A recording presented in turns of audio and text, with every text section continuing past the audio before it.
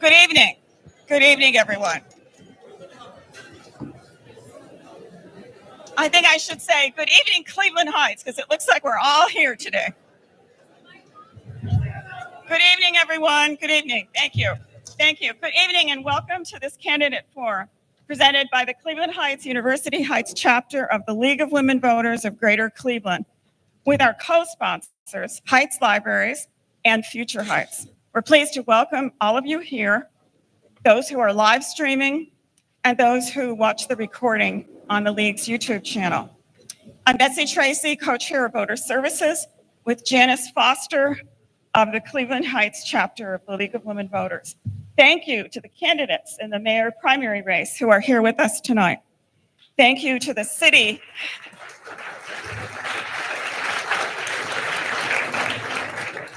Thank you to the city of Cleveland Heights for the use of this space. Thank you to all in the Cleveland Heights University Heights League chapter who are staffing this event. You will see some in the room tonight who are wearing League buttons, ready to hand out index cards and take your written questions. We'll have them wave in a bit here. Some logistics, because we're so full here. Restrooms and water fountain are out that door and across the hallway. In the lobby, there are more League members that can help with voter registration and voter information. All the candidate info is in the hallway as well. And we're encouraging everyone after this forum to visit the literature table and talk to candidates in the hallway so that we can allow the community center staff to clear the room in a timely manner. These forums are funded by our nonprofit education fund. So if you find it valuable, which I think we do, to have these forums, there is a donation box and there's information for donating online in the hallway. But last but not least, some of you have discovered it. You're the first forum participants to see a copy of the voter guide, hot off the press as of this week. And the voter guide is distributed by one of our co-sponsors, Future Heights, in this month's Heights Observer magazine newspaper. It's also online at the League, Future Heights, and the Heights Libraries websites. And so now I want to introduce our moderator, Wendy During, who is the chair of our chapter.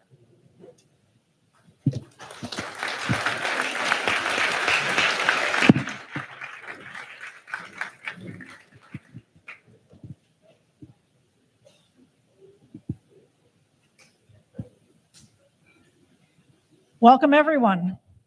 I am Wendy During, the chair of the Cleveland Heights University chapter of the League of Women Voters, and I will be moderating our program this evening. I would like to thank all of you for making a concerted effort to become fully informed citizens for this local election. Local government has a major and direct impact on our daily lives, but unfortunately, local elections consistently have the lowest voter turnout. I suspect that might be different this time.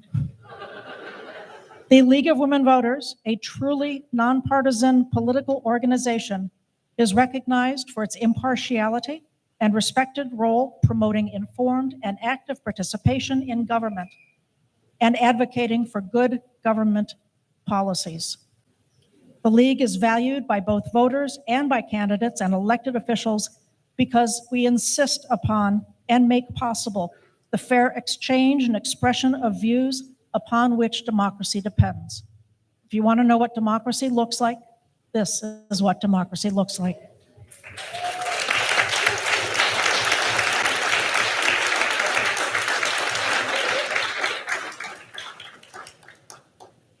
As you are probably aware, there will be an issue on the primary ballot on September 9th regarding whether to recall the mayor for the remainder of his term or not.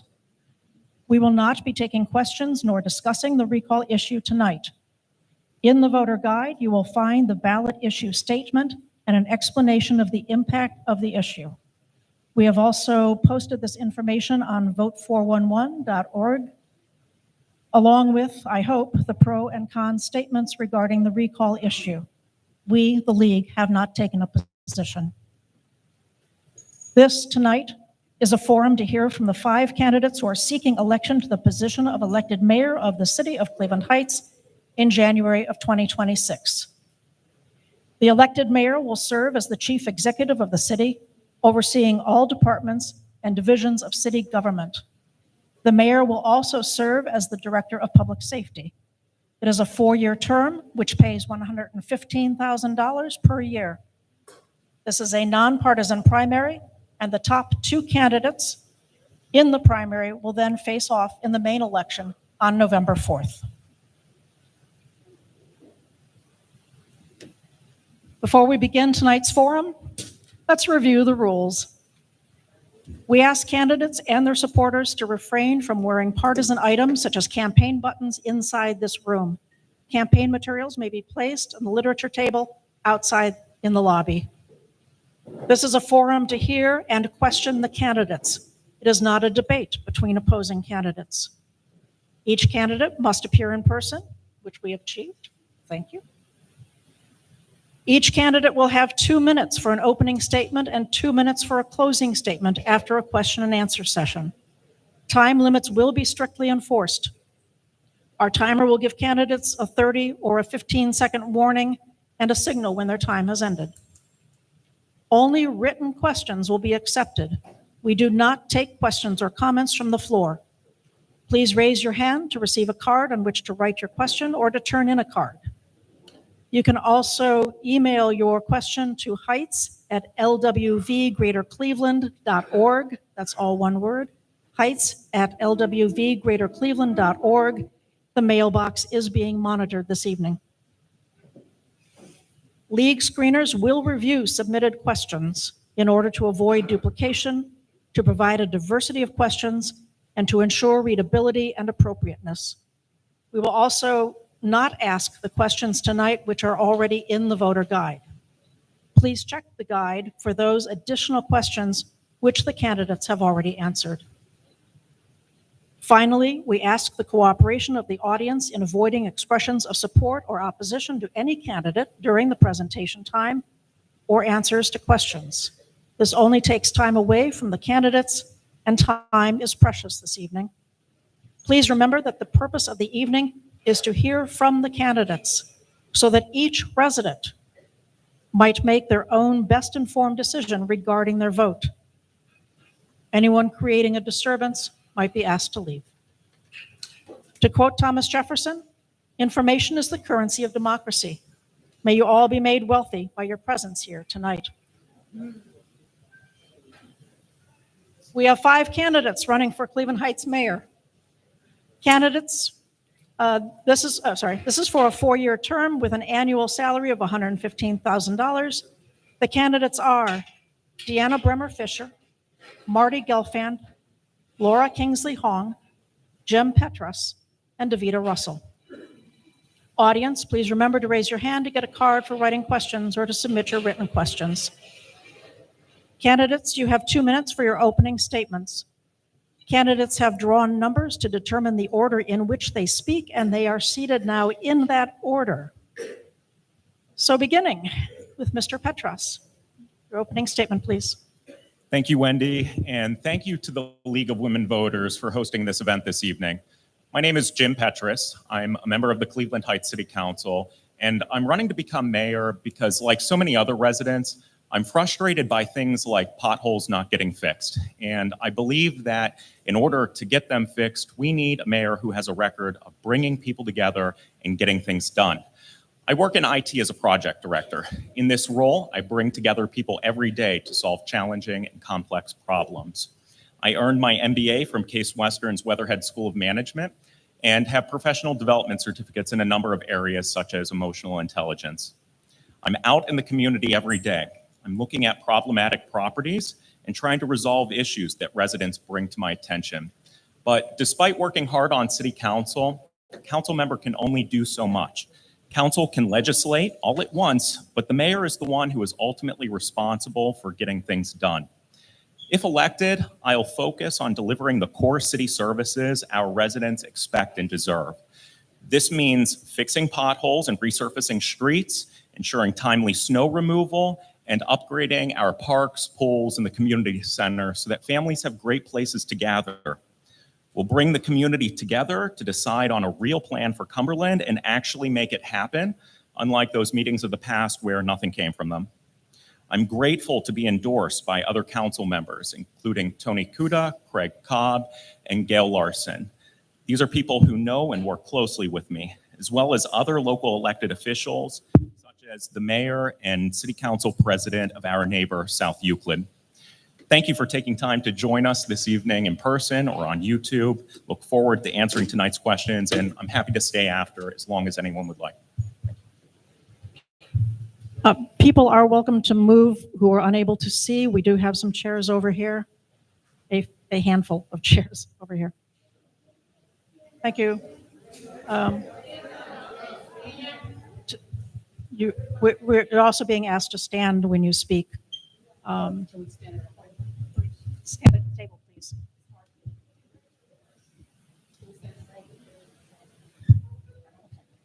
Oh, I'm sorry.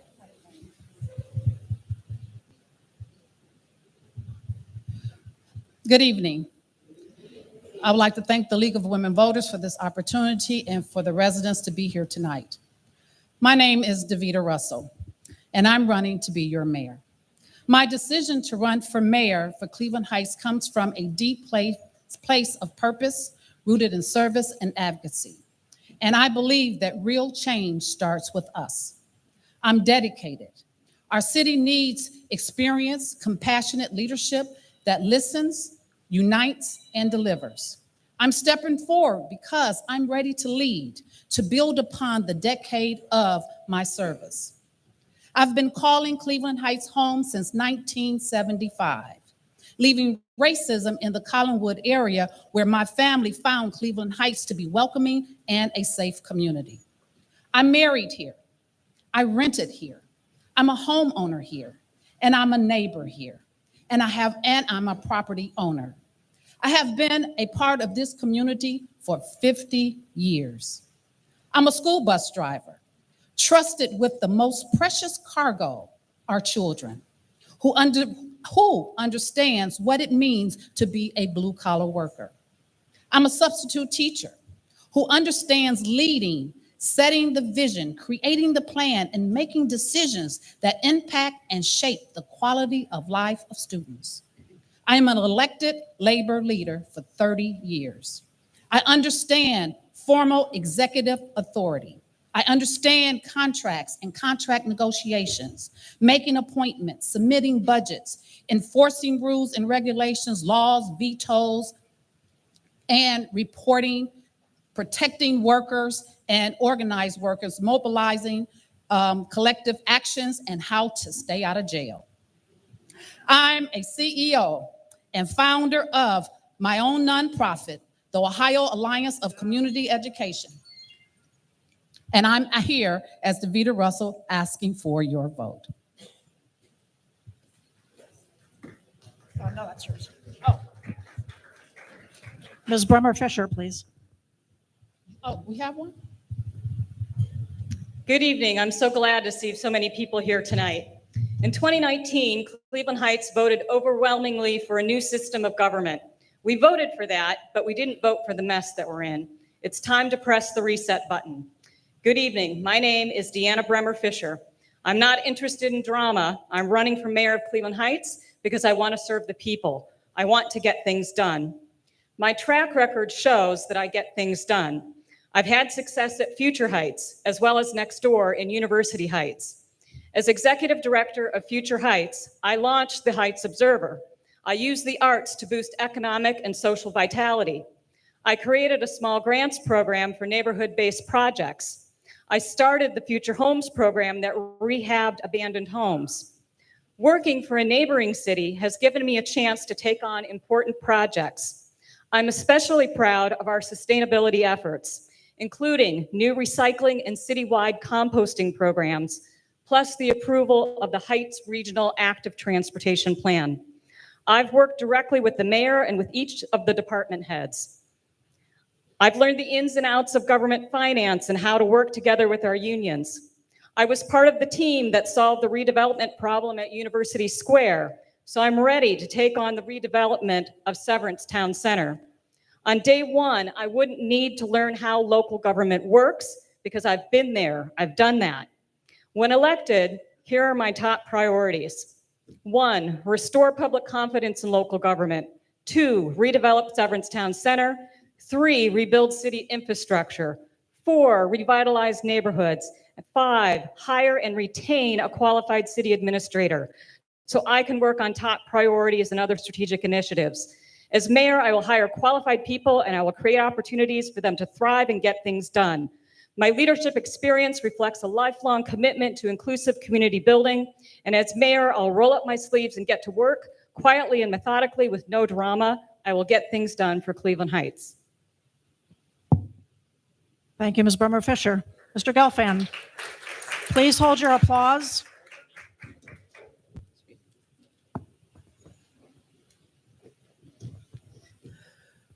Marty Gelfand, Meadowbrook Boulevard.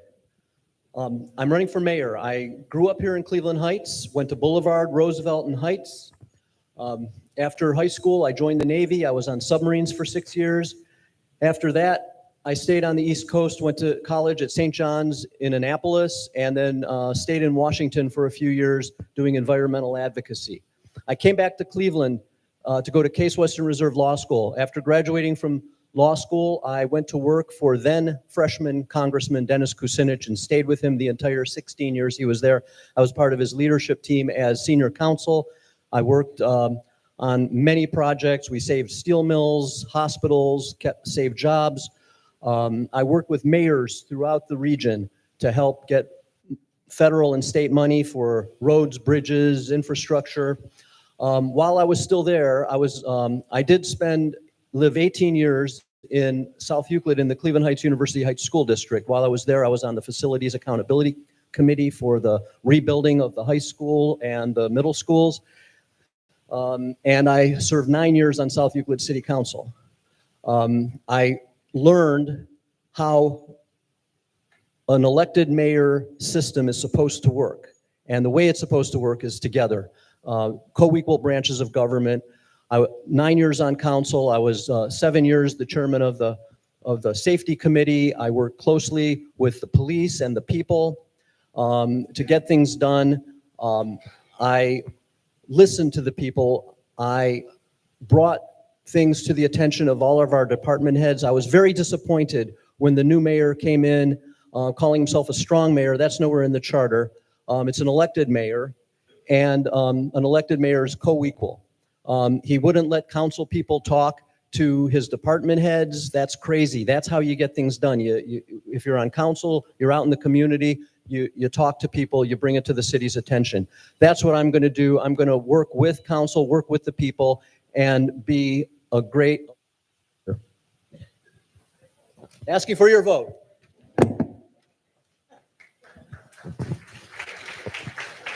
Elected mayor was the last 2 words there. Ms. Hall.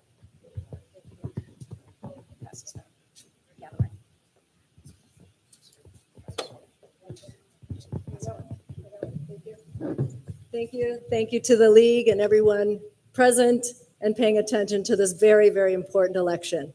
My name is Laura Kingsley Hong. If you like what's going on at City Hall, I am not your candidate. If you want change, if you want someone with real leadership experience, someone with bona fide management experience, someone who is an outsider, I am your candidate.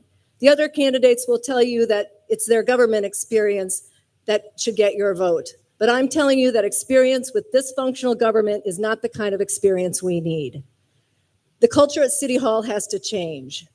I'm an attorney, and I have just finished 7 years leading my practice group of 70 lawyers and paralegals. I'm a partner downtown. I have managed people for more than 7 years and managed multi-million-dollar budgets. I have gone against very tough judges and attorneys.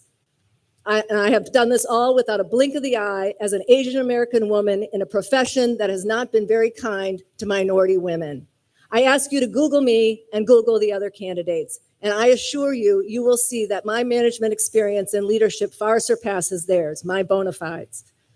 This city needs a mayor who will fill every vacant lot with residents and increase city revenues. This city needs a mayor who will go toe-to-toe with landlords and absentee landlords and unresponsive landlords to clean up our properties and will help the disadvantaged residents, and the elderly, and those needing help to preserve our city stock.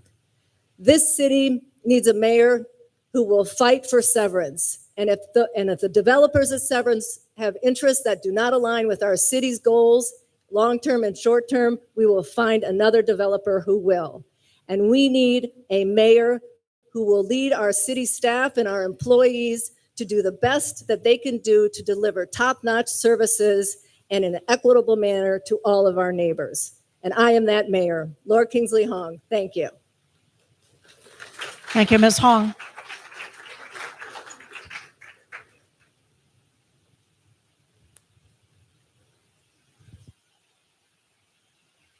One moment, please.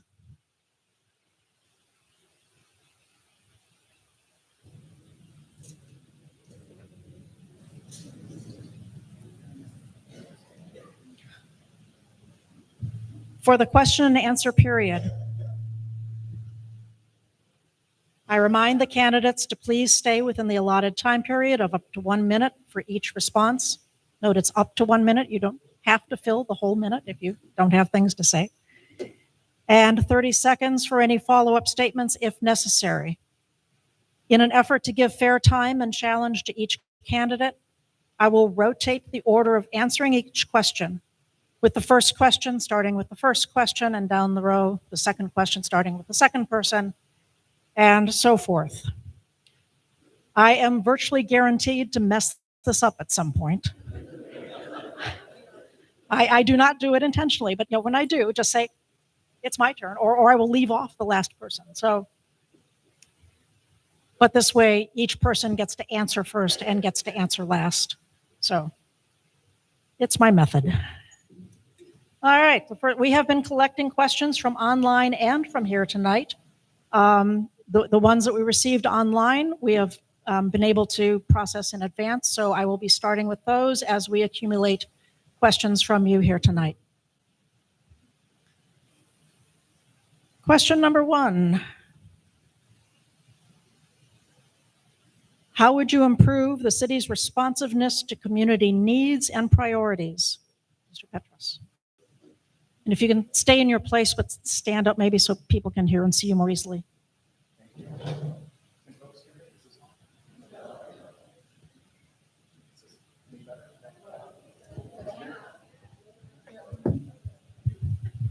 Is this better? Okay.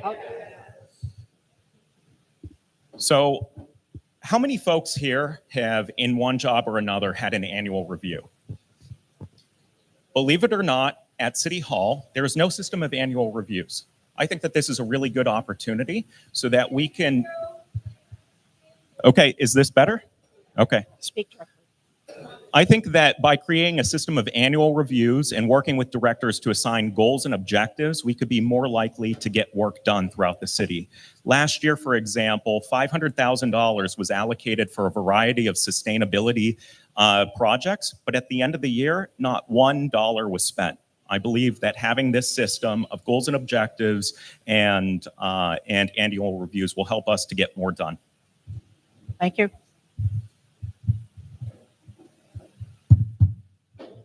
How would you improve the city's responsiveness to community needs and priorities? How would I improve the community responsiveness? Well, I was one person on council who talked about the 311 Action Center. The mayor took that on to make it a mayor's action center where the community and residents could actually communicate with City Hall. But that has proven to be not very helpful. I would definitely have to improve that to make sure that all residents get a response within a 24-hour time frame to make sure that every resident in Cleveland Heights is heard. There's nothing wrong with not knowing an answer. What's wrong with not getting a response? We all need to have some type of response. I would love to have smart boards put around the city. So in each business district, there are something that's going on the smart board to say, this is what's happening in City Hall. This is what's happening in your district. Because what is happening, every district is not getting the information from City Hall. Thank you. At Future Heights, we really looked at neighborhood planning, and I think that's important to do on a neighborhood level, is to really understand what's going on in our neighborhoods. And that is something that I would do. I think that this idea of town halls that has come about recently in this administration is a great idea. We should have been doing that kind of thing all along, touching base with our residents and hearing from them about what their concerns are. Having the Mayor's Action Center has seemed to be pretty effective at getting things done. But beyond that, making sure that the telephone is answered, that questions are responded to, and that citizens can reach out to their elected officials and they can expect a response, and also that they can reach out to city staff and also have staff directly respond. Thank you. I would improve response to the community first by having someone answer the phone at City Hall. Nobody answers the phone. We'd get back with people when they email or use contact forms. We would get back with people. Council members could bring issues to the department heads or to me. I've been walking door to door since March, and the issues, I've been listening to the people, and people have been talking about the state of housing. There are a lot of houses aren't being taken care of. We're gonna bump up building and housing. People are concerned about the roads; they're not getting fixed. I have a plan to keep all the roads maintained and to repair roads when they get the potholes. And we're going to respond to needs and bottom line, answer the phones, get back with people. Thank you. Thank you. So responsiveness has two prongs to it. Number one, we need action. One of the problems in this city is that the residents have not had action. So one of the things we need to do is actually move forward with our plans and take care of our vacant properties, handle our landlords, bring in more businesses. We need to do that to be responsive to the residents. We also need to make sure that the residents are informed at the beginning as opposed to at the end. I do believe that we get good information at the end, but we're not involved in the process. We need to find out when ideas are percolating so that all of the very, very smart citizens that I have talked to in this city and the ones I have yet to talk to have input into the ideas and the plans that are moving forward with the city. Thank you. Thank you. Next question. The city has several plans. The city has had several plans developed, but largely unused, including a master plan from 2017 and then the Green Streets Plan. We now have a climate action and resiliency plan that we can't afford to back burner. What changes would you make to ensure that plans made are actually considered and executed? Ms. Russell.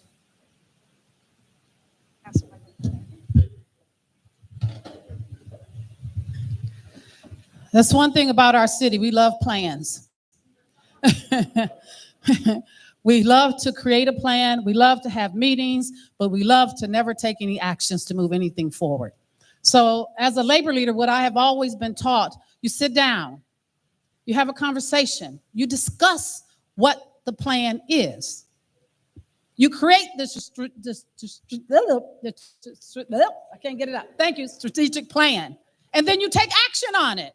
So why are we in today's age still paying for action plans that never get done? So what I would plan to do is to put the residents together, put together a plan of a shared vision for all of us and move that action plan forward so it's not sitting on someone's desk. Thank you, Ms. Russell. Ideas and plans are great, but if you can't execute them, then they mean nothing. And I think one of our issues is that we need, with our leadership, to sit down and talk with each other and make sure that we're on the same page. We need to do that from the beginning. And we need to understand what our roles are, and we need to understand what the processes are that we're going to use in order to achieve those goals. And when we do that, then we can accomplish a lot. We need to measure our goals. And so the idea that we've got plans out there that are sitting on a shelf They need to be looked at. We need to look at the action steps. We need to see what the action steps are and when to measure them, and make sure that we are working towards those goals. And as long as we know what the obstacles are, then we can overcome them. But we're not paying attention to that, then that won't happen. If people here would please turn off their phones or silence them, please. Mr. Gelfand. We're going to take a look at all those plans, dust them off, take a look at what has been done so far, so that we don't have to reinvent the wheel on anything. And and I'll work with council. We'll hold some public meetings to see what still makes sense, what doesn't make sense. If it doesn't make sense, we won't do it. If it does make sense, let's see if we can get it done. Thank you. I've read a lot of those plans, and the city will absolutely do everything it can to comply with the sustainability and action plans that we have, as long as it is fiscally responsible and moves our city forward. There's a 185-page 2024 climate action plan, and there are a lot of great ideas in there that the city can absolutely begin implementing and making sure that new development ideas hit onto those plans. The old 10-year plan has some great ideas too, but we've got to take a step back and look at what this city really needs. This city really needs, am I done here? Oh. This city really needs someone to take care of our services, get them equitably delivered, take care of our vacant properties, move things forward, get our landlords in line, bring some businesses in, and none of that requires any planning. We just have to do it. Mr. Petros.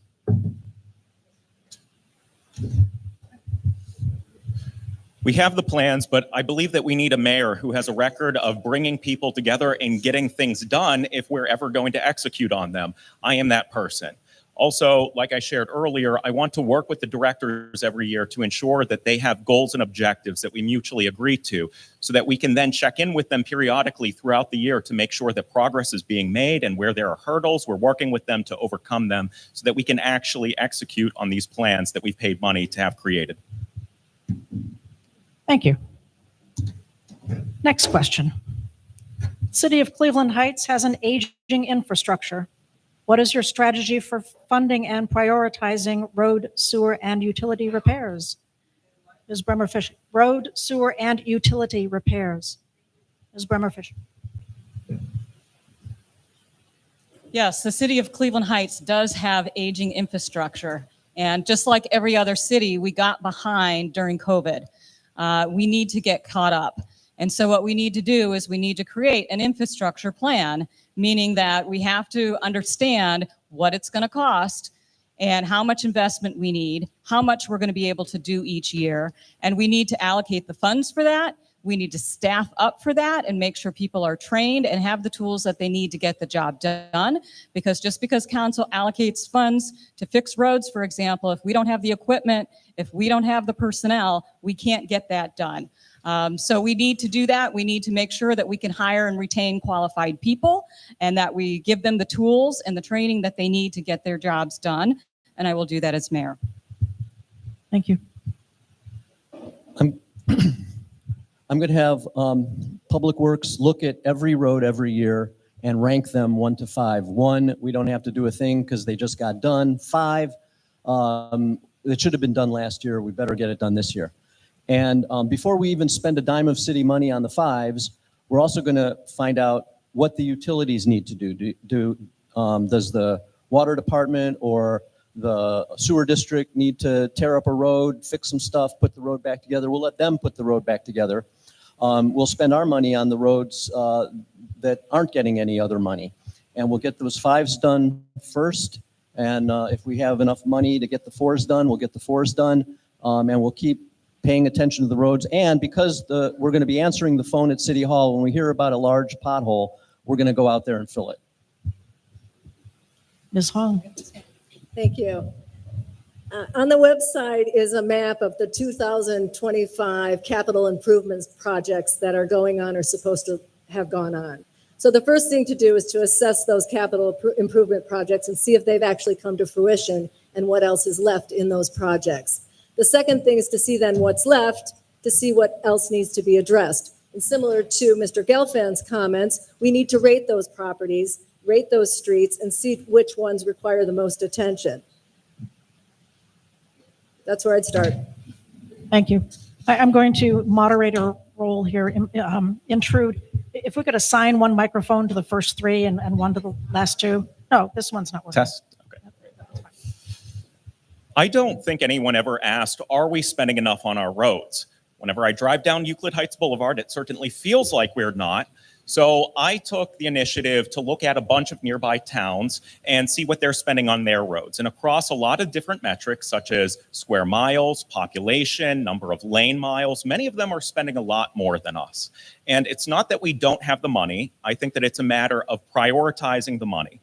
And so I would bring that curious mindset to ask for all of these different areas, are we spending enough money? Are our peer cities spending more money? What do we need to do to reallocate that so that we can appropriately invest in the city? Thank you.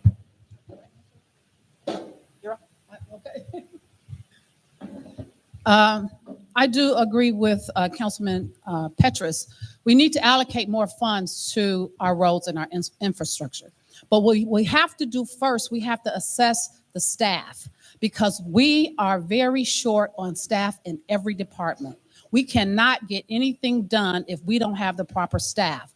Once we can assess and fill the vacancies, then we can move forward with allocating the funds we need to fix our infrastructure. Thank you. Next question for Mr. Gelfand. How do you plan to communicate with and work with your City Hall employees and with City Council? How do you manage dissent? Mr. Gelfand.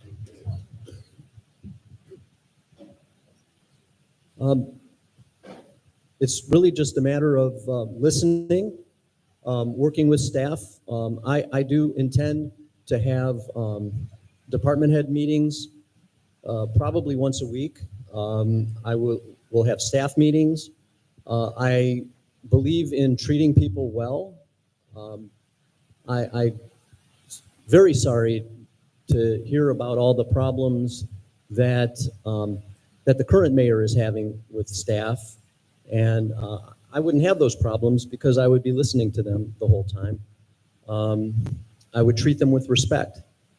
And as far as dissent, yeah, there's going to be dissent. When I was on city council, did all of us council members agree on things? No, we worked it out. Did we always agree with the mayor? No, but we worked it out. We got things done, and I will do that when I'm mayor. Thank you. I have a lot of experience leading teams of lawyers, flying in, working on teams, bringing people together, making them get excited about what we're doing, working with numerous employees down the line and up at the top. Each time has involved careful attention to understanding strengths, developing people, giving them the confidence to be the best that they can be. And that's what I would do with the city staff and our employees, is helping people to be the best that they can be and letting them know that they are highly valued in this city. In terms of working with city council, let me be clear, I am not beholden to any member of city council. I will act independently as your mayor. I will work closely with city council and make sure that we are the best we are for the residents of this city. But I will work for you, and I will do what you want, not what city council wants. Thank you. Thank you. Mr. Petrus. Since joining City Council, I've worked hard to build good relationships with my fellow City Council members and staff. I think that we need to do a better job at celebrating our staff. There are folks who have worked for the city for 20 and 30 years, and they're not doing it because the pay is great.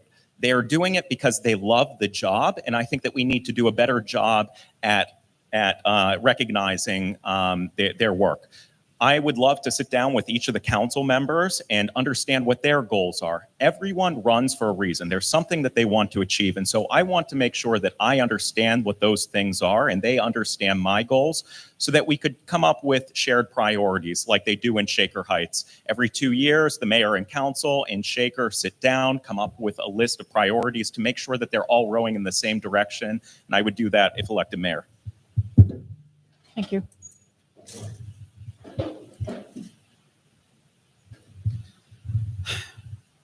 You know, as a public employee myself and have worked in government for almost 35 years, it is true that employees, because public employees don't make a lot of money, they're there because they enjoy the work. People leave the job because they don't like their employer.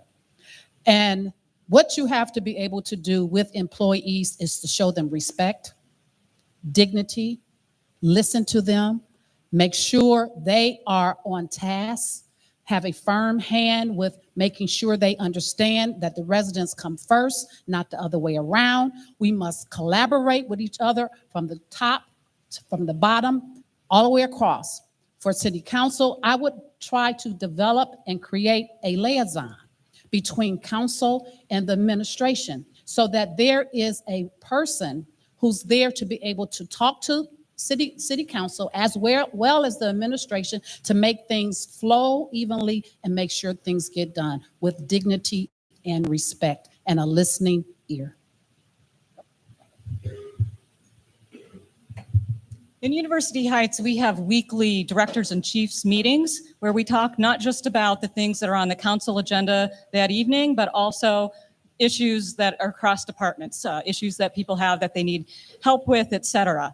And I would do something like that here in Cleveland Heights, where we would have weekly meetings.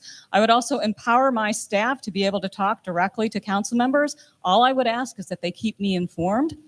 I also would work, I would meet directly with each of the city council members to understand what their concerns are, what their needs are.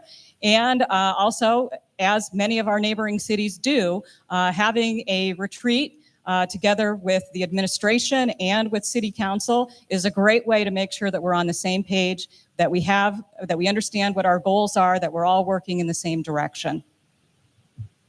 Thank you. Turning now to housing and commercial property codes. 2 questions here.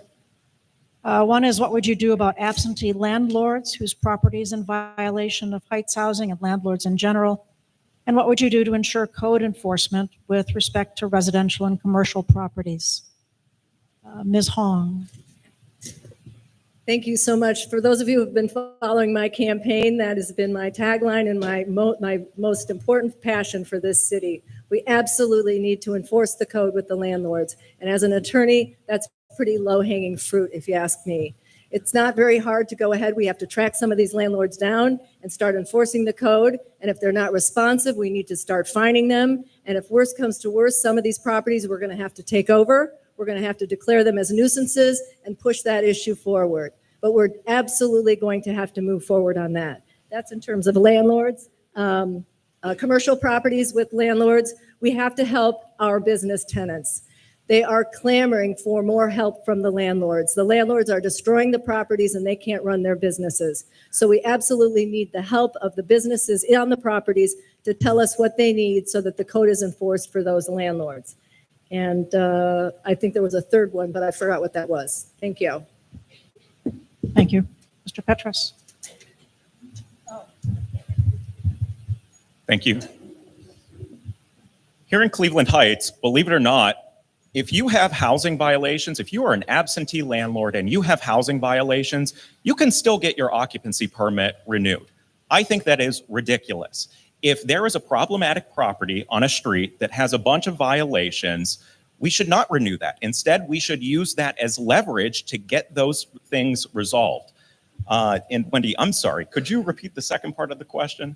I'm sorry, everyone. So we had absentee landlords, landlords who are local, and also commercial and residential code enforcement. Well, at one point, the Novak report suggested that we farm out our inspections. We saw that there were a lot of quality issues with that, and we have since funded all of those positions, and all but one are back in-house right now. From what I have seen as the chair of the Housing Committee, it looks like there's a lot of variation across the inspectors. I am interested in getting into that department and observing things so that we can ensure that there are consistent inspections and enforcement. Thank you. For housing code, when I first moved here, when you drove into Cleveland Heights, you knew that you had to slow down. You could not break any violations. when we moved here, if your roof or anything, any violations on your property, the city was coming after you. We need to go back to that. We need to go back to enforcing that when you drive down the street, you do the speed limit. When you have problems with your property or landlords, we send you a violation.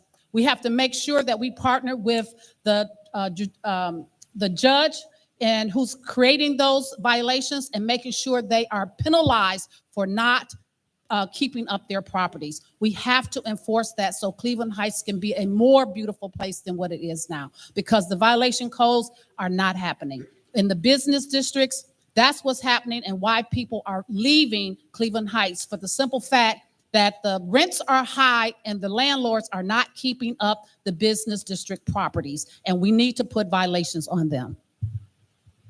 Thank you. So in order to address this problem, it needs to be both a mix of the carrot and the stick, right? So there's got to be incentives as well as penalties. And the penalties are our codes, our building codes, and we need to enforce those. Oftentimes that's difficult. If you've got a property owner who would rather not fix his elevator, he just might not fix his elevator. In fact, he might just tear his whole building down. So you need to be careful about enforcing penalties. You need to know when to be able to do that, and when you also may need to use incentives, such as small grants or loan programs or other economic development incentives. But really the big issue that's happening in cities across the region is with the building and housing departments. And we are fortunate that we've decided to bring that back in-house, but there's not enough staffing and there's not enough training in order to get through all of the violations and keep up with that. And so we need to staff up and we need to train that department. Thank you.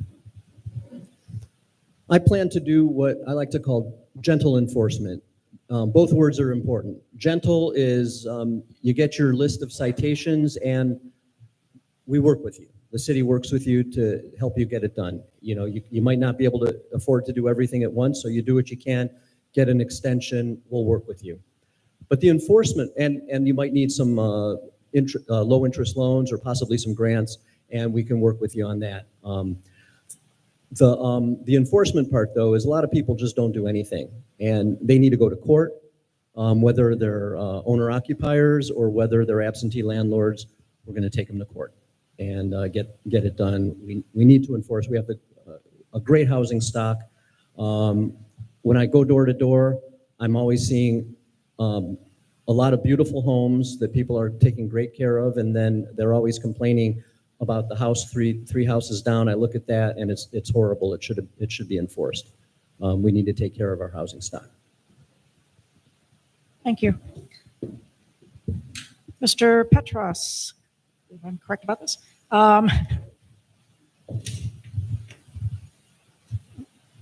What would you propose doing to support the Noble area and Severance Town Center?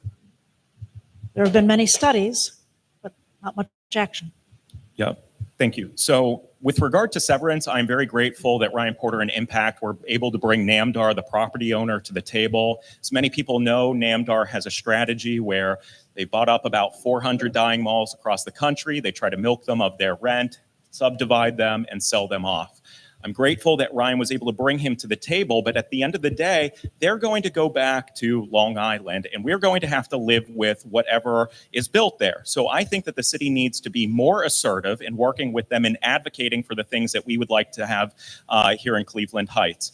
In order for their redevelopment to go forward, they need new zoning to be put in place. I think that this is really good leverage in trying to advocate for those things that we would like to see here in Cleveland Heights. If you want to get the new zoning that you want, we want you to include these things in the development. Again, with regard to Noble, as we were talking about earlier, we already have plans and we need action.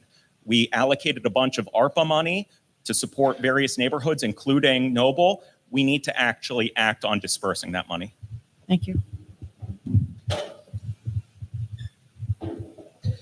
With Ryan Porter coming into Cleveland Heights and looking at the development of Severance was a blessing, because no one else wanted to look at severance because of the owner. We could not get along with them. They didn't want to talk to us. They wanted nothing to do with us. But with Ryan Porter coming in, he did all kind of community engagement to get everyone's input on what severance should look like. I think once he puts together that plan and we all have that shared vision and we create the housing code, maybe some tips and maybe some abatements to help move that vision forward. But we have to make sure whatever development we have or put into Cleveland Heights reflect the residents. The residents have to get something out of it. What was the other part? Oh, Noble. Well, if most people know, I am the person who legislated $4 million to from the ARPA funds, $2 million to Noble and $2 million to Taylor to put a shot in the arm for those two areas to help boost that community. The money has not been dispersed or used as the vision that I had planned. Thank you. Two big ones, Noble and severance. City government needs to work creatively. We've got a lot of tools in our toolbox, and even if we don't own all of the property in those two areas, there are things that we can control and that we do control, and that has to do with zoning, that has to do with enforcing the building codes, but it also includes visioning and planning that we can work with residents. And so that has happened with some plans, but we need some action. On Noble Road in particular, I think the Noble Warrensville Mayfield triangle is problematic in the fact that we've got a lot of vacant land there. The city doesn't own all of it, but the land that some of the land the city does own, we've got our salt dome and we got a dump there. And that's right at the gateway to the neighborhood. So those functions are important, but that may not be the best place for them to be in order to have development in Noble. And similarly, at Severance, we need to work creatively. So in University Heights, at University Square, we created a special community improvement corporation specifically for that awful parking garage. And that was the thing that got that development going because it was too risky for developers to undertake otherwise. We need to be creative. Thank you. I'm cautiously optimistic about the process at Severance right now. I've been to many of the meetings, and I encourage people who are concerned about Severance to come to those meetings. It's a big parcel in a city that's pretty much built up. So, I mean, there are a lot of opportunities there. But at the end of the day, the owner is still an absentee landlord. So if something works out, that's great. If something doesn't work out, and this goes for housing, building, everything, if you're a landlord, you're answerable to the city and our enforcement. And if you, and I'm going to work creatively with our law department to hold absentee landlords or people who live in their homes that aren't doing what needs to be done to keep the property up. I'm going to work creatively with the law department to enforce the law. Thank you. Severance. The Severance Action Group has a conceptual plan that has some great concepts to it, including a large park. The current deal with Ryan does not even include a park. The plan with Ryan that he is putting forward now will take 10 years to develop Severance. That is completely unacceptable. The city has to control Severance and control the development and make sure that what the residents want in Severance are actually filled and filled quickly and properly. The current plan does not allow for any of that. With regard to Noble, the Noble residents, I have walked that neighborhood, and the Noble residents feel that their city services are not being delivered to them equitably as with the other residents. We need to make sure that those services are delivered equitably throughout the neighborhoods. Noble needs a grocery store. They need a pharmacy, absolutely. And we don't need a study. There's a study going on, and we don't need a study to do that. Thank you. Thank you very much. Ms. Russell. 2 questions regarding the police department. What could you do to begin rebuilding trust between the Black community and the police department? And the other question is, would you support the creation of a civilian-led independent police oversight board? with investigatory power and access to body cam footage? Yes, there is a distrust between the Black and brown community and the police department.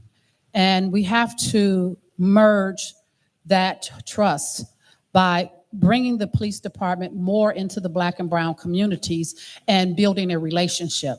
They have to understand, and the community needs to understand, that the police is not there only to protect the community, but to befriend the community. So that they are aware that when you see the police, you don't always have to run from the police. You can actually go up to the police and talk to police because they are a part of this community and they are friends of yours. So we have to build trust by creating a forum where the community can talk to the police, get to know the police, and the police can get to know the community. And understand that the police is doing their job, not actually overstepping their boundaries with the Black and brown community. And yes, I would support a board to help identify that. Thank you.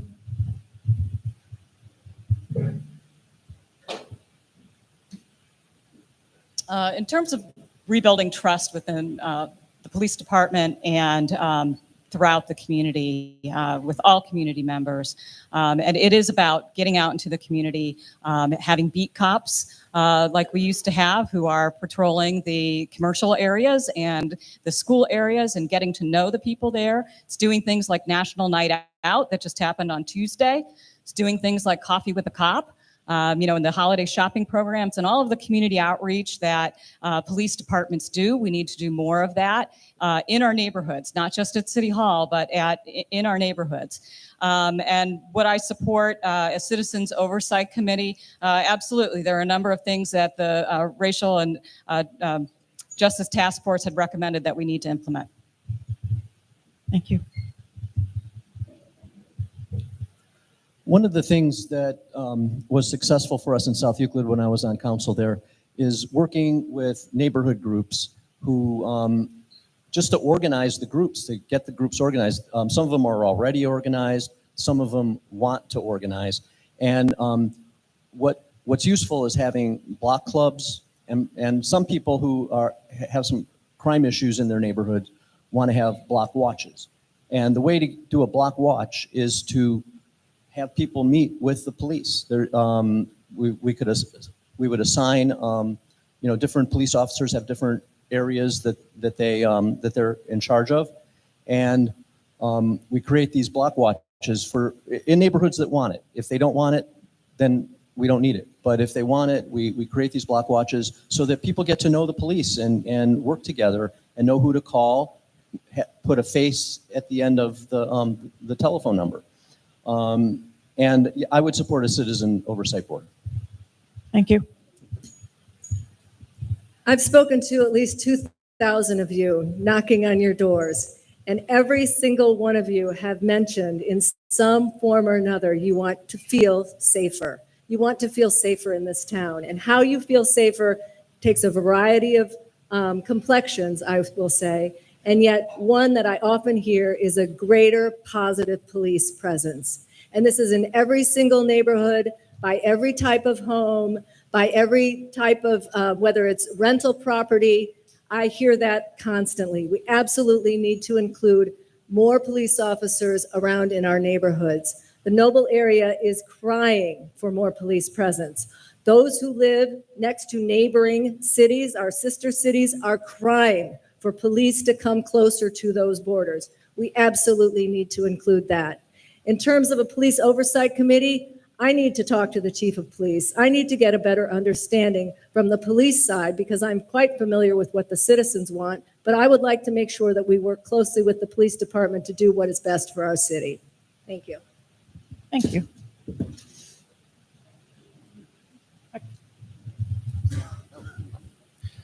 I think that it's important that our police department look like the community that they serve, and this requires us to recruit more Black and brown officers to our police force. I also think that I, being a white man, need to listen to people who have been affected by various situations so that I can better understand what those issues are. I don't want to be presumptuous and think that I necessarily know what those are. I also want to look at nearby communities and see what successes they've had in trying to repair these relationships. And with regard to an oversight board, like Laura, I would be interested in speaking with the police chief, but I'm inclined to support it. Thank you.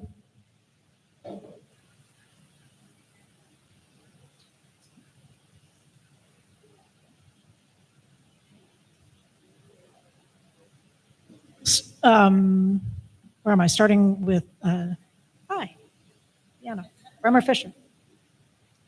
Wasn't it? Where'd I put my question? What would you do regarding development of vacant city-owned vacant lots?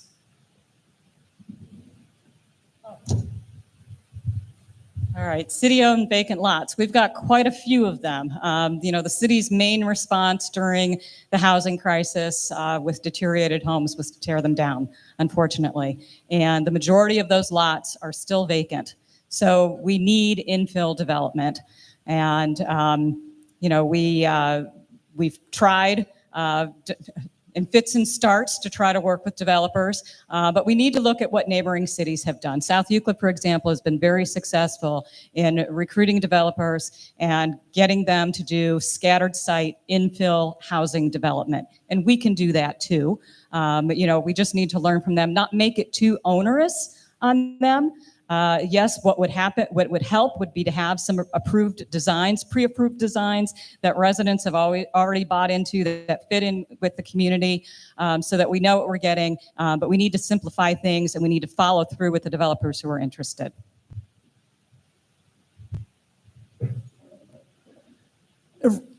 Every vacant lot is unique in its own way. Many of them should be, we should try to recruit some developers, try to market the lots to see who might be interested in building houses there. And some of the lots can be used for other purposes. I was just the other night, all of us were at the Delmore Orchard, which is just beautiful. It's a house that got torn down some years ago, and the neighbors got together to organize building an orchard, and they have an orchard and a stage. It's really nice. And there are other places like that. Pocket parks are an opportunity to for a house, for a vacant lot that isn't where we can't find a builder or a buyer. We should ask the neighbors and organize the neighbors to see what they might like on that lot, and then do it.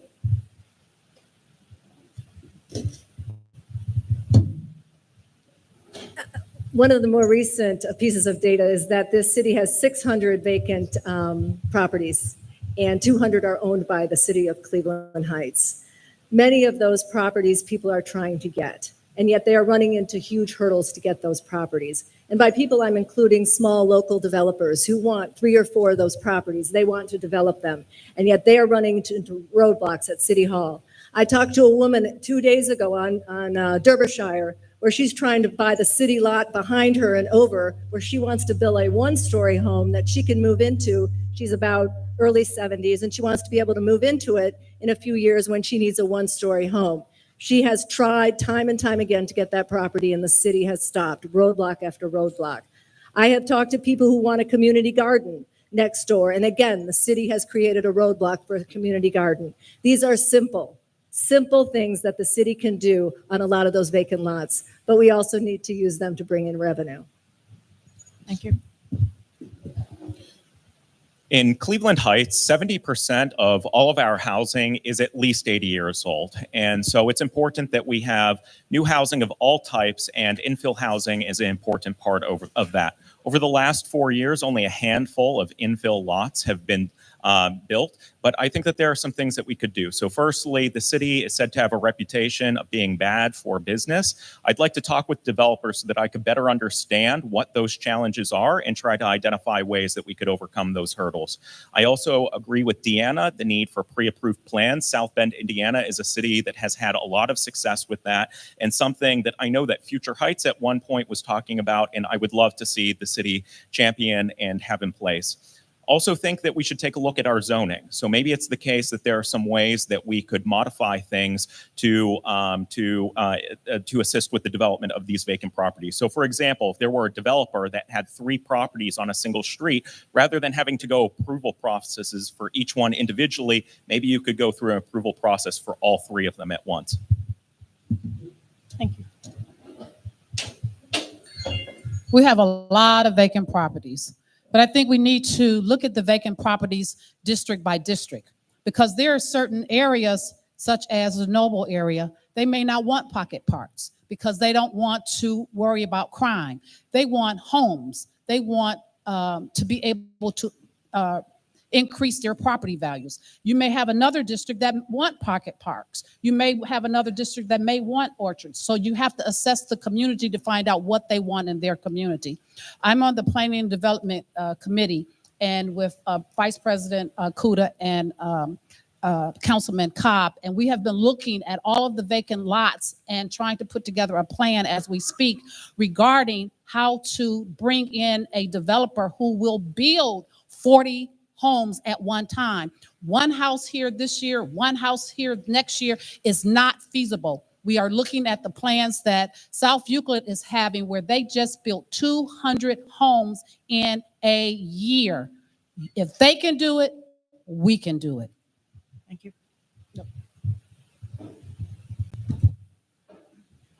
All right, Mr. Gelfand. Senior citizens are leaving the city because of lack of housing, suitable housing for them. What can be done to increase the number of buildings that are senior accessible, that have elevators or 1 floor?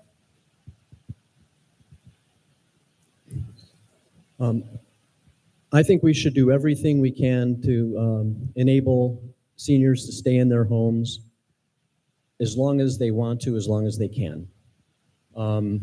And I think we should work with the, senior organizations, work with area-wide agency on aging and other organizations that help seniors stay in their homes. And if we need to, we did some work in South Euclid where we redeveloped houses for disabled veterans. And we can do this for seniors as well. So I think we should work with the individuals who want to stay in their homes to help redevelop and make sure that their homes are equipped for them to use as they age. Thank you.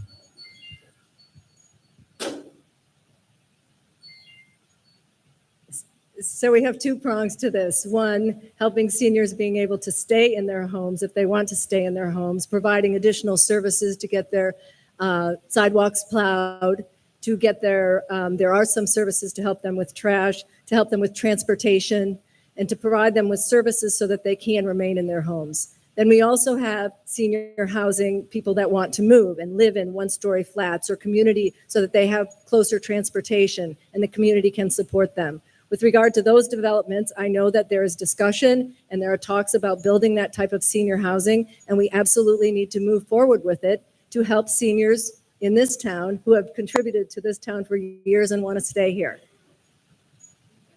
Thank you. Our city council was considering a project on Lancashire, which was for apartments primarily for seniors. That was a project that I supported. Unfortunately, that project did not receive the state tax credits that it needed to move forward with. Fortunately, it looks like the developer is still interested in pursuing those tax credits next year. So I'm hopeful that that will add to the housing. I also think that the pre-approved plans are a really good way to sort of nudge developers into developing single floor houses. So if we have 3 different approved plans and one of them is single floor, I think that we'll be more likely to get some of those and express our interest to the developers that that's the sort of housing that we'd like to see here in the city.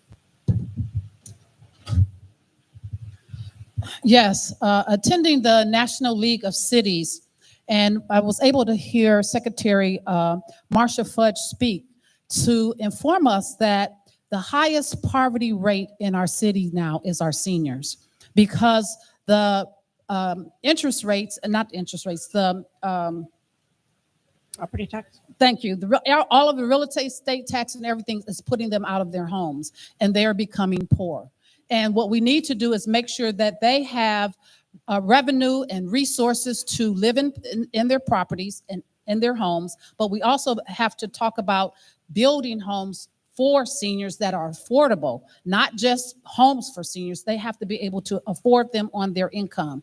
We talked about tiny homes and doing a zoning so that people who want to downsize to smaller residents, that they have an ability to move in tiny homes to be able to live, and so their Social Security will go longer.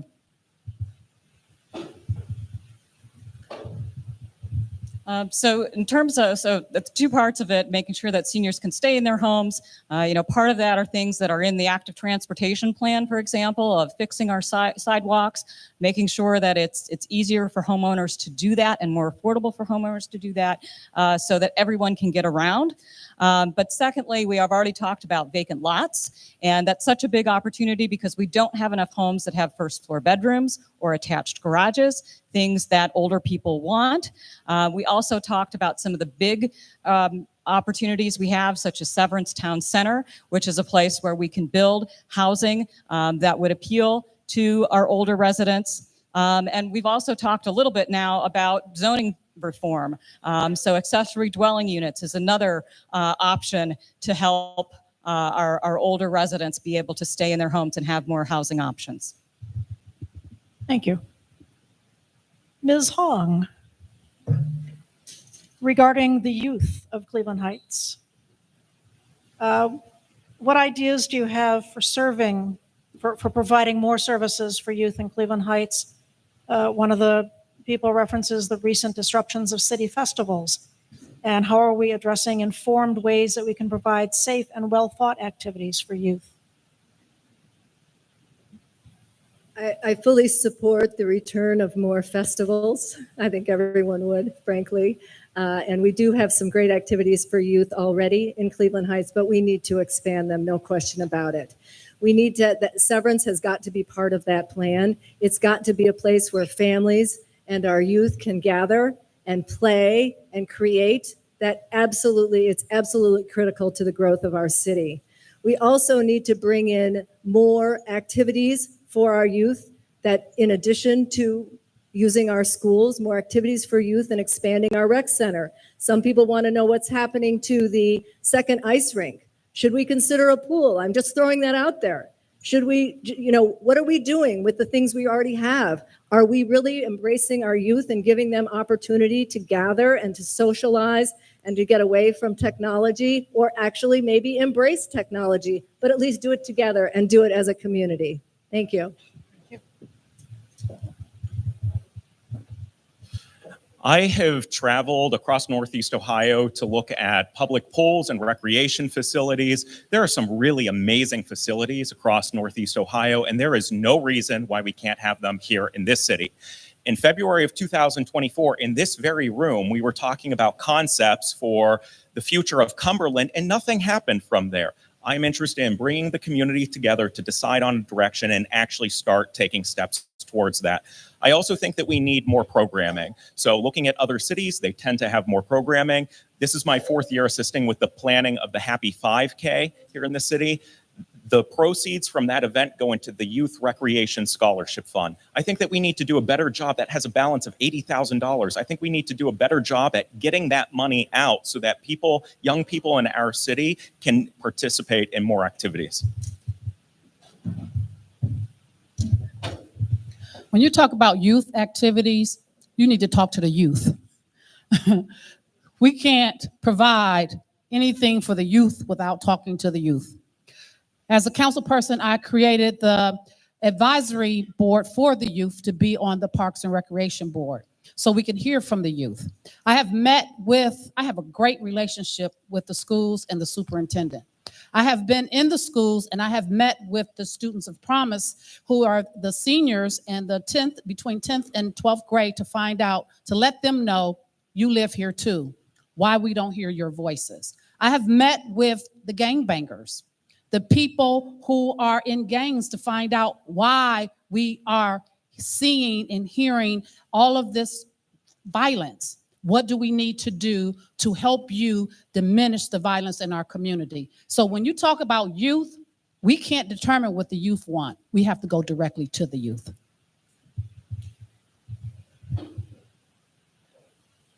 I agree with what Davida just said there, because in community development, we always say, make no plans about me without me. And so that is very true here in regards to our youth. But we know that our recreation facilities and our programs are lacking. So we need to do a study. We need to talk to folks about what it is that they want. We need to see what our options are. And also, I think that all of our facilities can't be in one place. The community center is great, but especially for young people who have a harder time getting here, we need to have more programming that are in the neighborhoods. So our neighborhood parks, neighborhood programs, and who is in our neighborhoods? Our schools are in our neighborhoods, our libraries are in our neighborhoods, our nonprofits are in our neighborhoods. So we need to partner with them as well. The city can't do everything all by itself.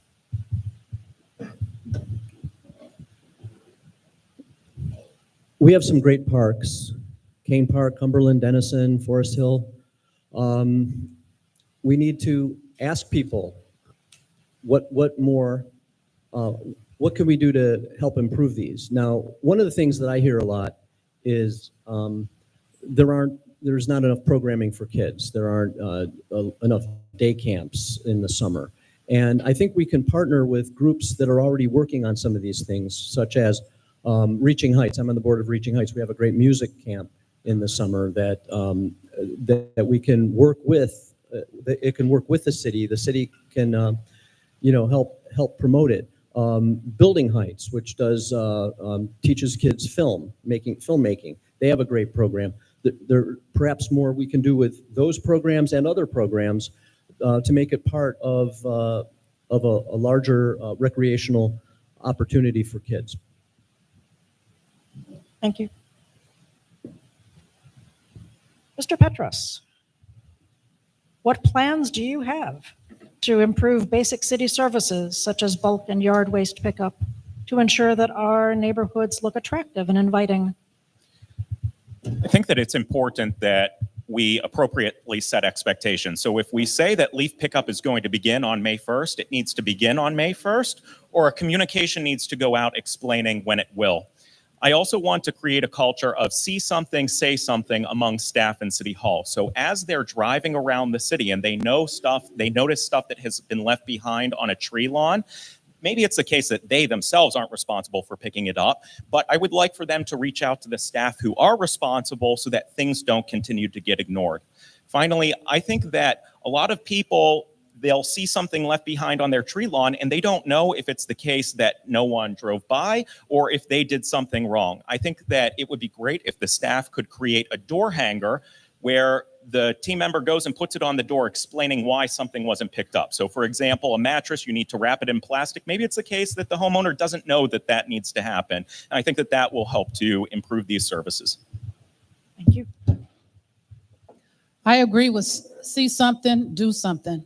For the simple fact, when I got on council, it was wonderful because as a council person under the old form of government, I was able to call over to the sanitation department and say, hey, there is bulk pickup. There's a area that needs bulk pickup. Could you please pick it up? They would drive over there and pick it up. I could say, hey, somebody left their trash. Could you please go over there and pick it up? They will go over there and pick it up. Now we don't have the ability to do any of those things. So now we need to create a schedule. Most people that I talk to now want bulk pickup weekly. That means as the trash is, the sanitation workers are working, then there's a bulk pickup right behind it. If we can't do it weekly, then we need to find a way that every time someone calls that they have bulk on their tree line, that someone is able to pick it up. It is ridiculous that bulk is sitting on people's tree line for months and no one is picking it up. That is not acceptable.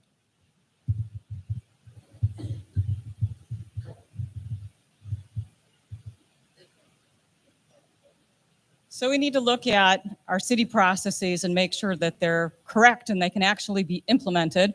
So for example, with leaf pickup, if the city decrees that they're going to start picking up leaves on October 1st, but no leaves have actually fallen from trees at that point, that's not a good process, right?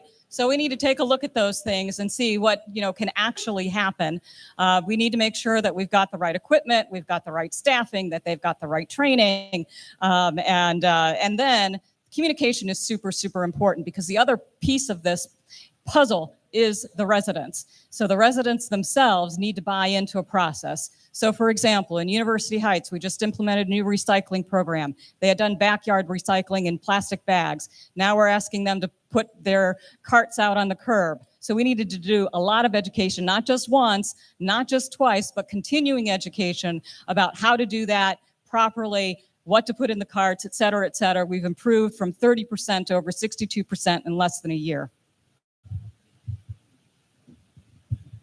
Well, first, I'd like to say that there are some things that are being done right. Our green bins and our blue bins, I take it out every week, take them out every week, and they always get picked up. And with those two things happen, and that's what I've noticed around the city. What I've also noticed is that leaf bags sit for months, and bulk garbage sits for weeks. And what we really need is something I said earlier. We need someone to answer the phone at City Hall. So if they didn't pick up your whatever it is that they didn't pick up, you can just call City Hall and say, hey, they didn't pick it up. And maybe if they don't pick it up right away, they can explain to you why they didn't pick it up and when you should put it out. And those rules need to be very explicit. People need to understand them. And the city needs to be able to communicate that. Well, we all know there's more to city services than just the trash. However, everyone here, I'm sure, knows there's a certain week and a certain day of that week that your trash is picked up. And that week and that day happens once for bulk pickup. So if you are a landlord and you are not around and your tenants are moving out and they're throwing their mattresses out and it happens to be on Tuesday and Monday was that day, that mattress is going to sit out there for probably 5 weeks. And that's going to be irritating and drive the residents who are living next door crazy, and it drives us all crazy. And I would propose that we start ticketing those people.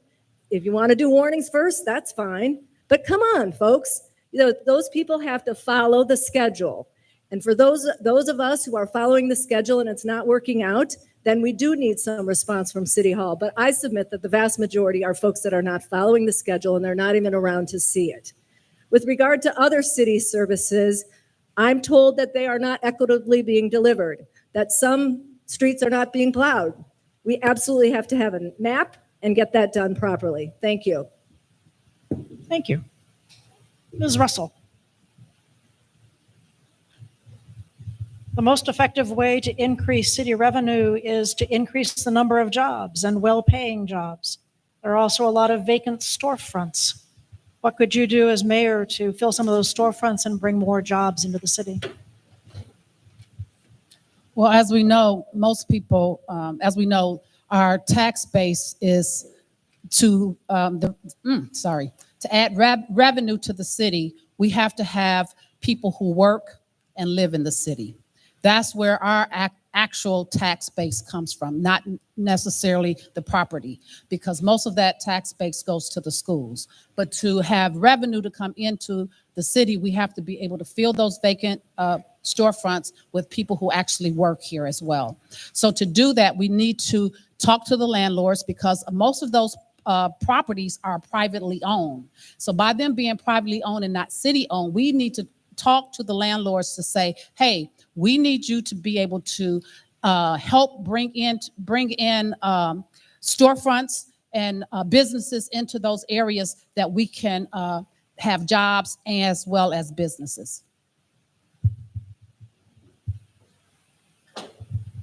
So the first part of the question was about jobs. And of course, we're primarily a bedroom community, right? But we have 11 business districts with small storefronts. But we do have some larger parcels of land, such as Severance, for example, where we could attract some other uses, things like light industrial, things like education and institutional uses that might bring in more jobs. But with the 11 business districts that we have, vacant storefronts is a very persistent problem. And part of that is because the landlords haven't been keeping up their buildings. When a tenant moves out, all the old stuff is still there.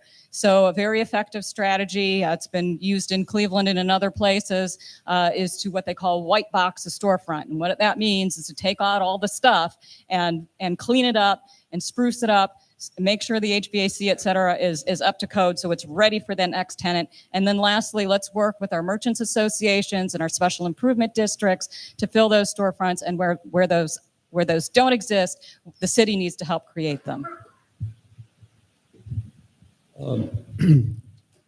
Yeah, the special improvement districts, we have 3 of them right now. We could use them in all of our business districts, or if not a special improvement district, something else, something, where, like in neighborhoods where residents organize, they get better services. I think in business districts where the merchants are organized, I think that could help. Why do we have, what I want to know from each of these districts is, why do we have so many empty storefronts, and what can we do to fill them? Are the landlords just charging too much rent? Are they getting a tax break for their losses? That's not a good way to do business. We need to find ways to not reward landlords for sitting on a property and not renting it out. These businesses need to be rented out. So I'm not going to repeat myself about code enforcement with the landlords, but one of the other things we should consider is, should we have a vacancy tax? Should landlords who have vacant storefronts be taxed for those vacancies? And I have been thinking about that, and I'm not sure, but we have to have some bold ideas here, people, and we have to think about them, and we have to decide, and not a study, but we just have to decide, is this something we want to try to do? Because there are some negatives to that, but it also might be an interesting thing to try. And it might bring us some businesses. And maybe if we talk about it, maybe some of those landlords will get scared. And maybe they'll say, gee, I better fill this property and I better get a good business in here. We also need some incentives for the businesses that are coming. We need to make sure they have good parking. That's not necessarily a landlord issue. We need to make sure they've got good doors and good access so people can bring in their merchandise. So we need to help on that side and give the businesses incentives. And they don't have to be tax incentives, and they don't have to cost us money. Thank you.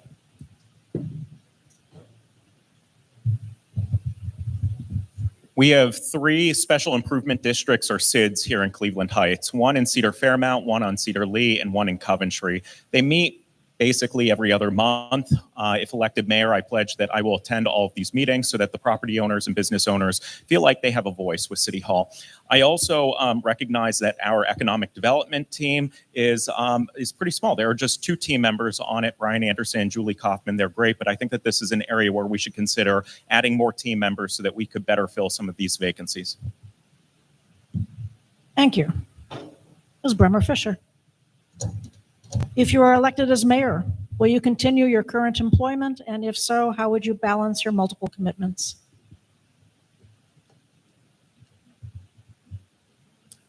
No, I would not continue my current employment. I view being mayor of Cleveland Heights as a full-time job, and I think it's a full-time plus job.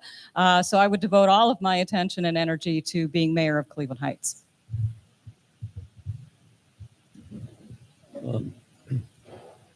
My full-time job is, I'm a Cuyahoga County Assistant Prosecuting Attorney working in the Child Support Unit. And so every day from approximately 9 to 5, 8:30 to 4:30, I'm either establishing support orders, working in the courts to do that, or enforcing support orders. And I love my job, but I really think we need a good mayor. And with my background and experience as a councilman, as a team leader for a member of Congress, working throughout the region, I have the background do that. And yes, I would definitely give up my job as an assistant prosecuting attorney to be the mayor of Cleveland Heights. I'd be proud to do that. Look, we've had a city where a mayor has not performed up to our expectations and who has not been present. We're now looking for a mayor who will be present. The concern is whether those of us who have a job as an attorney, I work maybe 60, 70 hours a week at the least, is going to do that and try to be mayor. Absolutely not. And I don't think anyone here would try to do that either. We are not going to ignore this city. But you need to understand that the charter does permit people to have another job. Being the mayor of a well-running city should not require someone to give it 120%, as we are all willing to do it. But you want an answer to my question. At this stage, there is absolutely no way as mayor I could do anything else but give all of my attention to this city with a little bit left for my family, my dogs, and my garden. Thank you. I work in IT as a project director down at Case Western. I too love my job, and I always sort of envisioned myself retiring at Case Western. But the reality is that I believe so strongly in this that obviously I would close that chapter of my life and fully commit myself to this position. You know, when I ran for city council in 2020, I was offered a job as the second highest position in the union to move to Columbus, making twice as much as this job will pay. And I chose to take the $9,000 job to be your council person. You're welcome. So out of all of the jobs I have, I would definitely quit all of them. And the reason is I am the only person on this council that will lose their council seat if not elected as mayor. So that's how important it means to me as being a 50-year stakeholder in Cleveland Heights. I would definitely give up every position that I have. Thank you. Thank you. Doesn't seem right to go without a question about the pool. What is your stance on working with the Heights School Board to open the pool to residents when Cumberland is not open? What about extracurricular programs in the pool, such as water aerobics? Mr. Gelfand. I'm for it.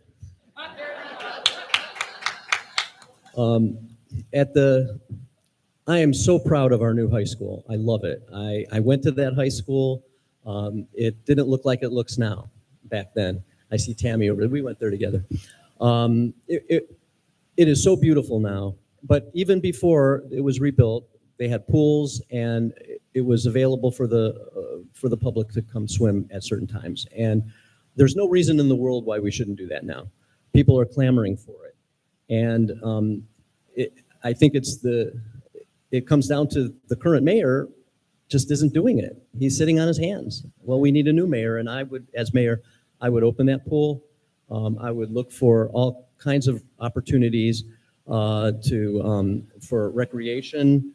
I'd work on the Cumberland, make sure the Cumberland, I love Cumberland. It's a WPA project, and we need to keep it maintained, which hasn't been done, but it will be now.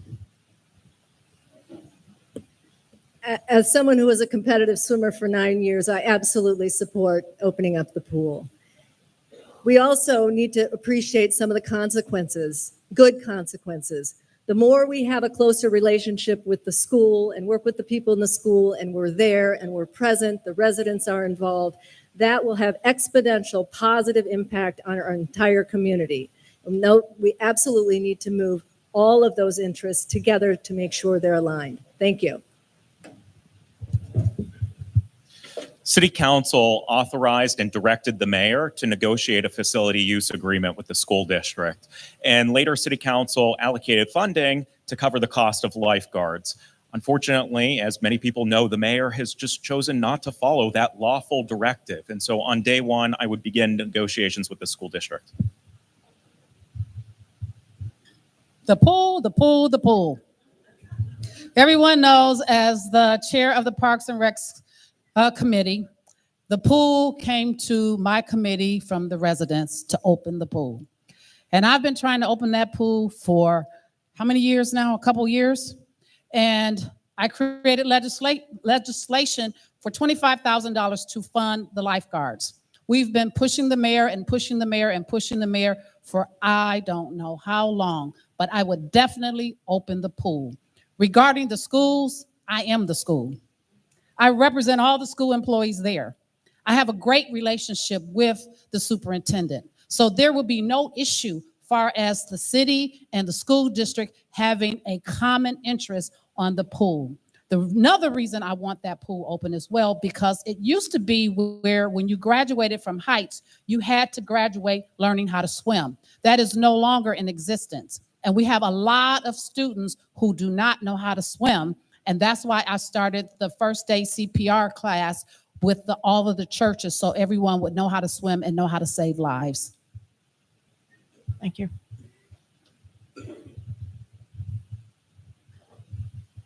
I absolutely would support the city funding and staffing the high school pool so that it can be open to the public. You know, I understand that the school district is not able to do that. The city has a full-time recreation center here. It has the staff, it has the technology to be able to do that. Council has allocated the funding. We absolutely need to make it happen. There are so many instances where the schools and the city share assets. The children use the tennis courts at Kane Park. We use the soccer fields at Denison. We use the hockey rink.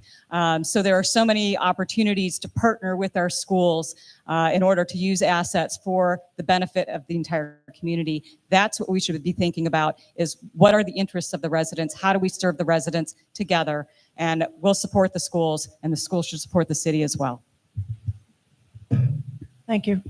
Ms. Hong, I think this will be our last question, and then we will have closing statements. We have addressed this question for City Hall, but this question goes to the community. It's been a very divisive time at City Hall and in the community. How would you, as mayor, work to heal the community and strengthen relations with City Hall?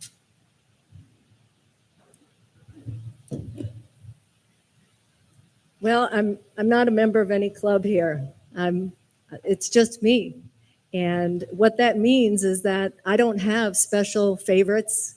I don't have a crew that I turn to. I want to turn to you. And to me, that means that I won't be shutting you out because I can go to somebody else. I'll be listening to all of you. And that's what the mayor has to do. And that's what the mayor should do.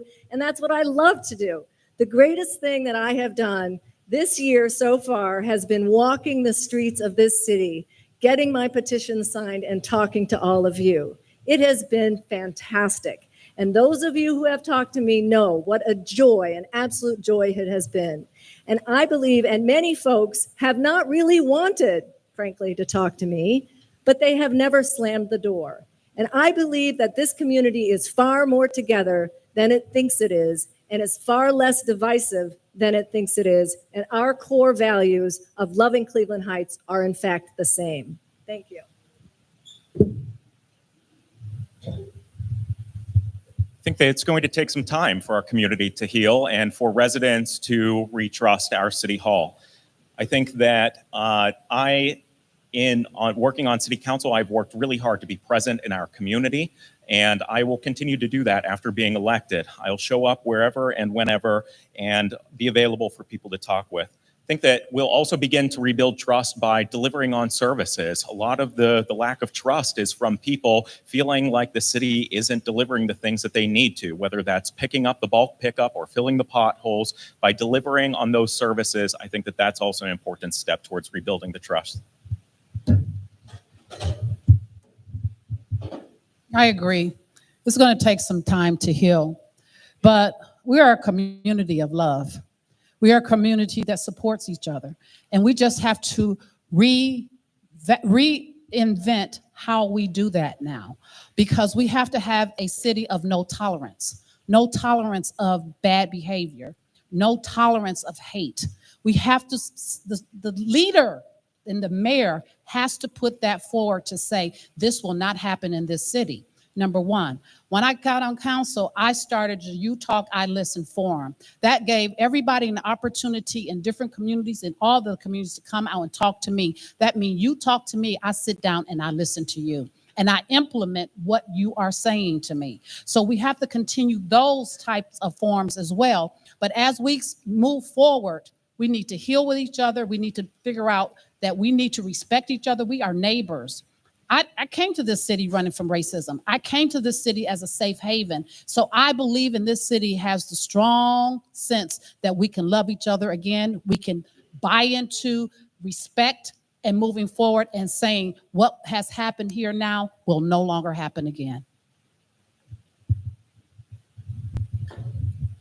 Yeah, you can't demand trust. You need to earn people's trust. And as a leader, you need to be out there and lead by example. And I intend to be a part of community life. It's important for the mayor, for example, to participate in the homecoming parade. And I encouraged Mayor Brennan to participate, and I encouraged him to pick up the phone and call Mayor Sarin and ask him to participate with him. And the last 2 years, they have done that. It's important for the mayors to be at graduation. It's important as a mayor to be out there at community events. It's important to have town halls, and not just in a central place, but again, take that out to the neighborhoods.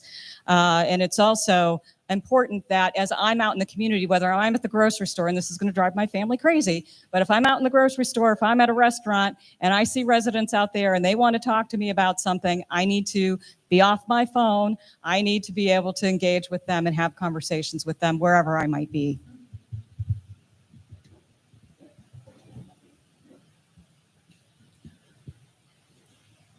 I'm going to work with our council. I'm going to work with the residents. I'm going to work with the community groups.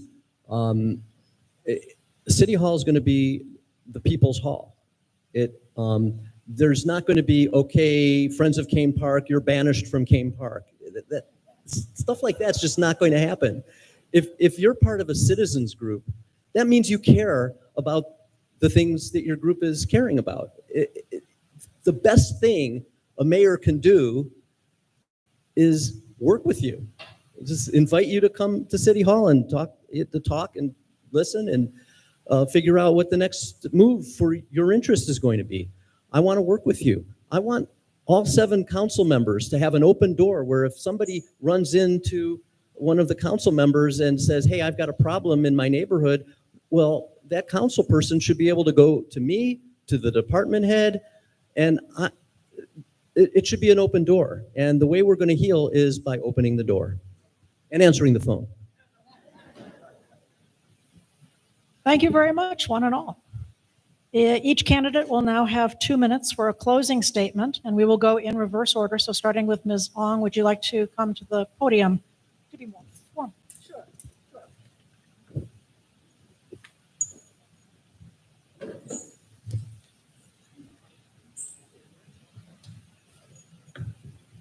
Thank you. Thank you, League. Thank all of you here who are physically present and anyone else who is going to tune in and watch this later.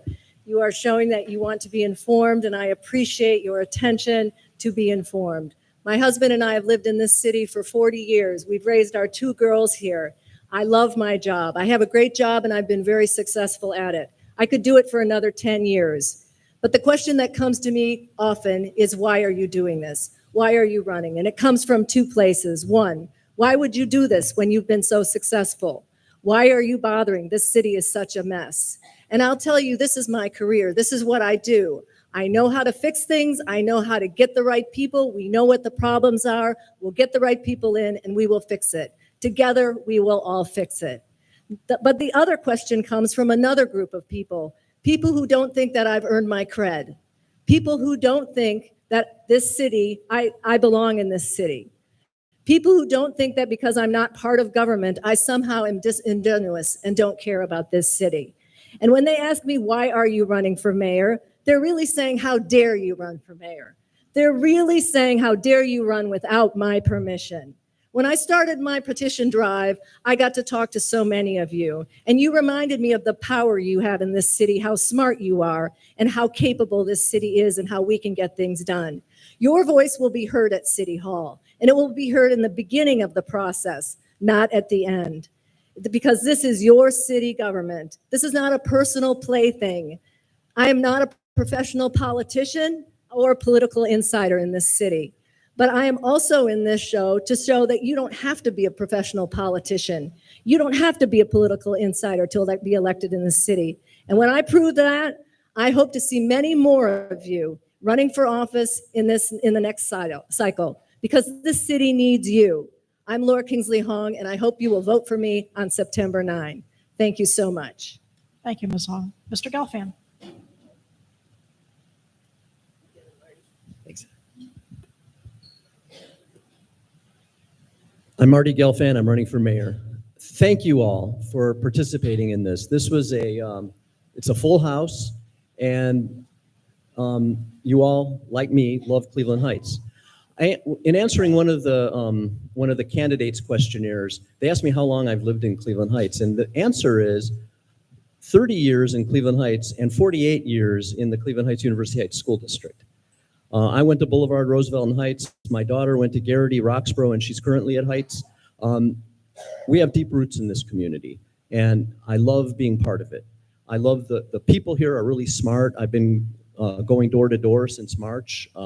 And I'm continuing to go door to door, talking to people, meeting with people, hearing what moves you, what you love about Cleveland Heights, what your complaints are about Cleveland Heights.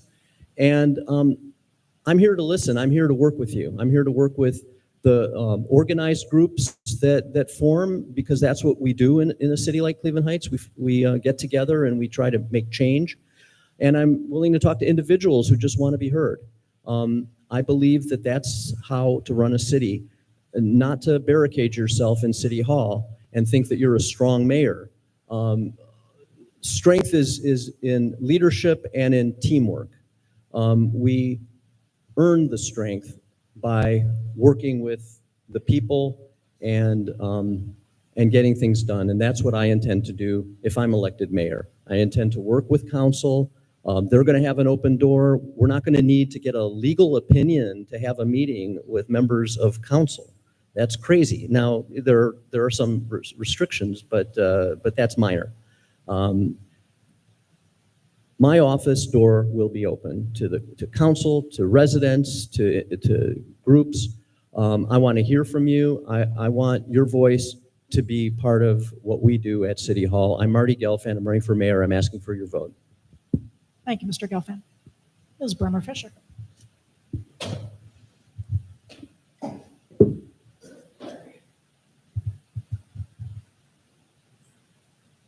On September 9th, you will choose one of the 5 people who are here tonight to be the next mayor of Cleveland Heights.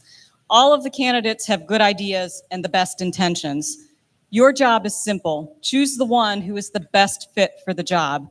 Tonight, I hope I have proven myself worthy of your vote. I'm the only candidate with executive branch experience. In addition, I have a record of success in Cleveland Heights through my work at Future Heights, where I worked in every neighborhood.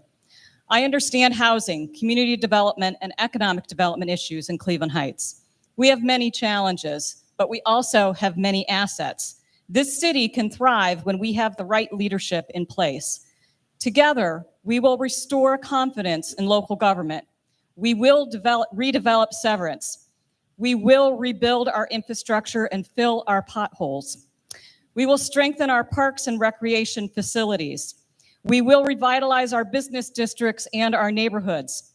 We will create a city that is vibrant, sustainable, and resilient, where everyone feels welcome and that is truly home to the arts.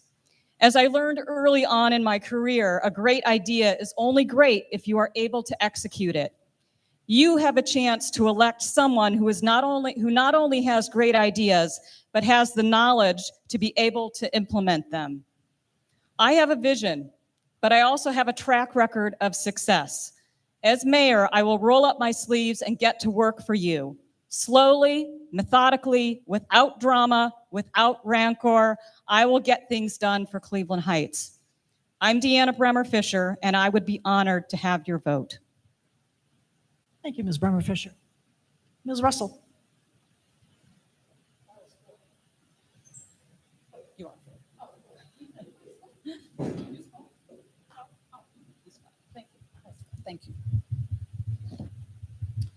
Oh, good evening. What we need is leadership that listens and delivers.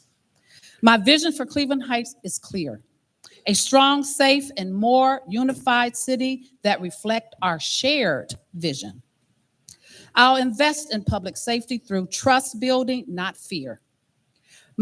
With moderate training and community policing, revitalizing our business corridors, enforcing housing codes, supporting homeowners, tenants, and landlords alike, improving recreation programs that serve and engage our families and children, ensuring seniors can age in place with dignity and responsive and high-quality municipal services because residents like you deserve the best. For over 40 years, I've dedicated myself to this community as a labor leader, public servant, and community leader. I've spent years engaging the residents, building coalitions, and passing legislation that reflect our shared concerns. My work is driven by direct input from the community. I've led large-scale initiatives and managed budgets, advocated for all levels of government, experience that gives me the skills to lead our city effectively. Outside of City Hall, I've managed statewide programs, hired hundreds of workers, and led teams, giving me the knowledge of managing workforce over 400 employees.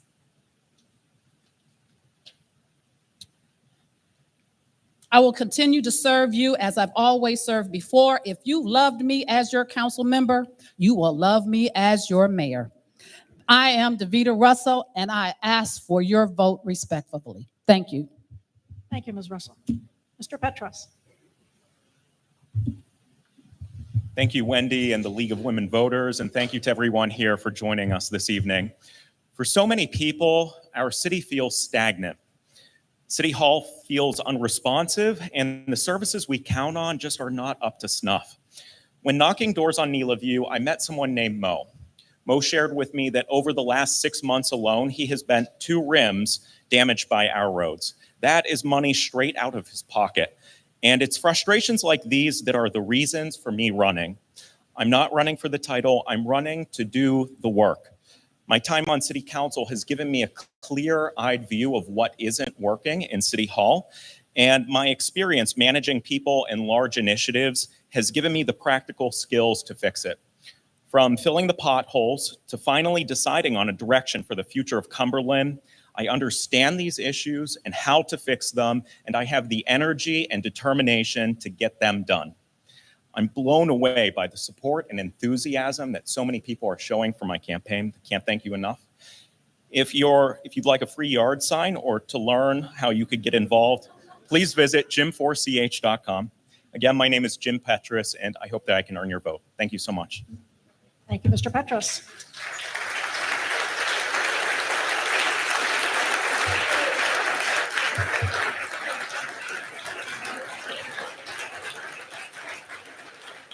I have 3 reminders. 3 reminders before you run out the door.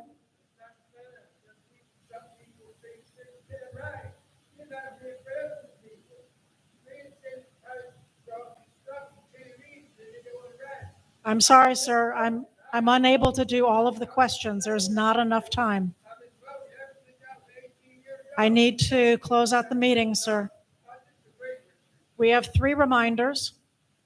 Number 1, if you want to get an online version of the voter guide, the easiest way by far is to go to the Heights Library website. You cannot miss it. It is right there covering the page. It's beautiful. Number 2, this program has been recorded, and God willing, if it's all recorded correctly, which I'm sure it is, it will be posted on our YouTube website, and you can find guidance to that from the posters that we put up, and it'll be on our website, the link to it. And number 3, don't forget to vote on or before September 9th. Let's keep this democracy alive. Thank you, everybody.